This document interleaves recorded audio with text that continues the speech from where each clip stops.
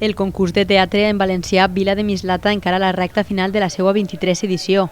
Este divendres 18 es celebrarà el lliurament de premis al Centre Cultural. El jurat del concurs ja ha fet públiques les nominacions i el grup Assaig Teatre parteix com a favorit amb 6 nominacions. El segueixen molt de prop el conjunt Calidoscopi amb 5 nominacions i Aiguamar Teatre i Passeig Teatre amb 4 cadascun. Assaig Teatre, el grup de la Universitat de València, va presentar l'obra Questi Fantasmi, una versió lliure de la comèdia escrita per Eduardo de Filippo en 1945. L'espectacle els ha servit per estar nominats als premis en les categories de millor actriu de repartiment, millor actor, millor direcció, millor estètica de conjunt i, el més important, la de millor espectacle que proclama el vencedor del Vila de Mislata. En segona posició es troba la companyia Calidoscopi Teatre de Cullera, amb 5 nominacions. Entre elles està la del Premi de l'Espectador que comparteix amb Aiguamar Teatre i Pànic Escènic. A més, les 4 actrius principals de l'obra Això no és vida estan nominades de forma conjunta al Premi Millor Actriu i també opten al de Millor Direcció, Millor Estètica de Conjunt i Millor Espectacle.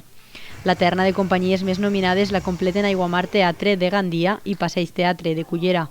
Ambdues tenen 4 nominacions, encara que no opten al Premi de Millor Espectacle.